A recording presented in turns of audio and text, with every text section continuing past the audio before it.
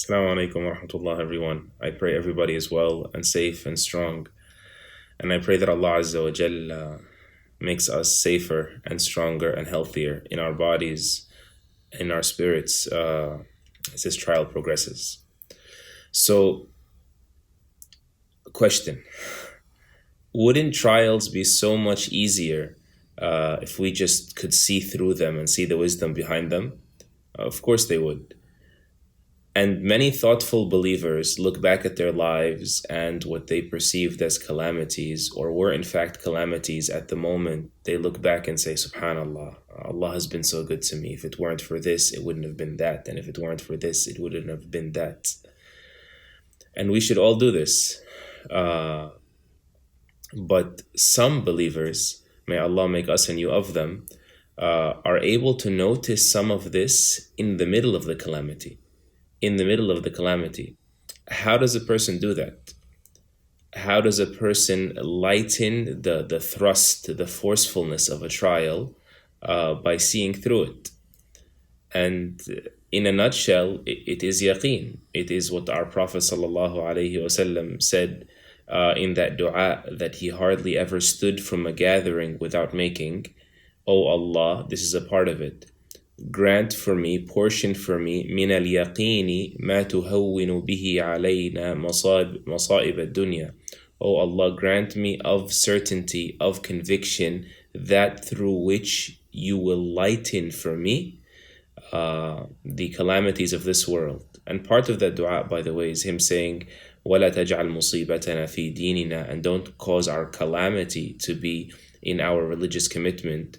وَلَا تَجْعَلِ الدُّنْيَا أَكْبَرَ هَمِّنَا, and do not make this world the greatest of our concerns. وَلَا مَبْلَغَ عِلْمِنَا, nor the extent of our knowledge. You see, a person that has certainty in Allah does not just see the apparent nature of this world and judge based on that.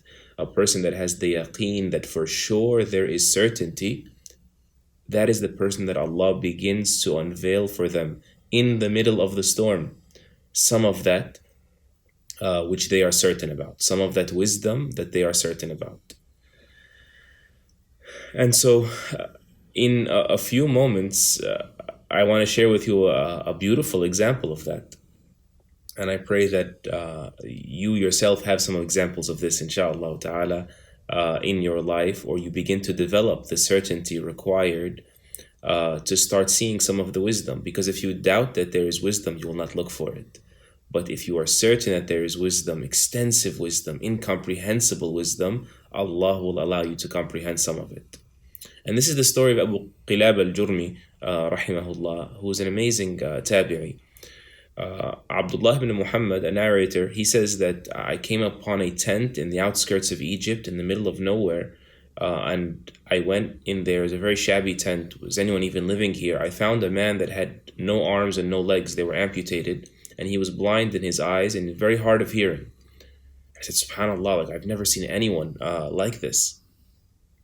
But then he was saying something, kept repeating something that was just boggling, mind-boggling.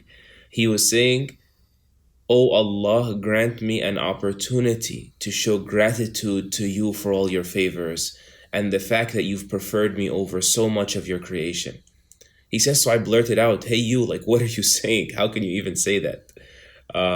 He said, "I swear," Abu Qilaba swore, that if Allah would send the skies crashing down on me to just decimate me, and send the oceans upon me to annihilate me, and send fire upon me to incinerate me, I would do nothing more than just continue thanking him the way I am right now. He says, but for what? Like at that point, for what? He says, for the fact that he gave me a heart that remembers him and a tongue that can thank him. That in and of itself is a blessing, a huge, priceless blessing. And then he said to him, but listen, I had a young boy, one of my sons, that used to go out and fetch water for me, help me make wudu, because I can't move, and I haven't seen him for days. Can you find him for me? So Abdullah bin Muhammad said, of course. He set out, and as he's scouting the area, he found a bunch of animals, like cougars or lions, wild cats, eating at the body of a corpse. And he realized no one lives around here. This must be his son. He said, but then I told myself, how in the world do I bring someone like that more bad news? He said, and then Allah guided me to the story of Ayub alayhi salam. Let me just try to bolster him with the mention of Ayub, who was so patient through so much for years on end, locked in his bed. So I went and I entered and I said, do you know Ayub alayhi salam, the Prophet of Allah? He said, of course I know Ayub. He said, when Allah tested him in his health and in his wealth and in his family members, what did he do? He said he was patient. So he said to him, then know that Allah has chosen to test you in every way that He has chosen to test Ayub alayhi salam. And so this man, this disabled man said, Alhamdulillah alladhi lam yubqi min dhurriyati man ya'sihi fayu'adhibuhu bin nar. He said, thank you Allah that you did not leave behind any one of my offspring till the day that they disobeyed you and would get taken to the fire. And then he took a deep gasp and he himself died. Abdullah ibn Muhammad, the narrator, says, I didn't know what to do. How do I wash and shroud someone like this? So I went out till finally I found some passerbys. I pulled them in. I said, I need help. I need help. When they entered the tent, immediately they pounced on top of Abu Qilaba and they began to weep and to kiss him all over his eyes and his face. And he said, you know this man? They said, of course we know this man. You don't know him. This is Abu Qilaba. This is the student of Abdullah ibn Abbas, the companion of the Prophet ﷺ, and his cousin. This is his student. He fled from the city fearing that the governor would force him to become the Chief Justice, the Supreme Court judge. He feared the responsibility, so he fled. And apparently in the wilderness here, he caught some diseases, caught some illnesses, caught gangrene. He lost his limbs. They said, so we washed him and we prayed over him and everybody went their separate directions. He said, that night I saw him in my dream, dressed in this very luxurious garment, very luxurious silk, strutting in what was clear to be Jannah, and reciting the verses of Allah in Surah Ar-Ra'd, Salamun alaykum bima sabartum fa ni'ma uqbad dar. The words of the angels when they enter upon the believers and say to them, peace be upon you for the patience that you exhibited. How excellent a destination this is. You're about to find out. This is what the angels tell the believers in paradise. He says, so I said to him in my dream, how did you reach these stations in Jannah?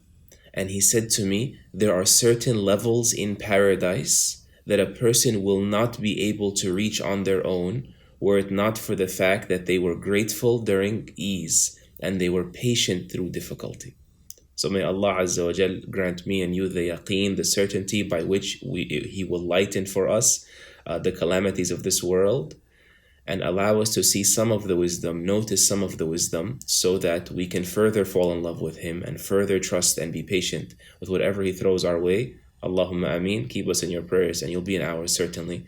Assalamu alaikum wa rahmatullah.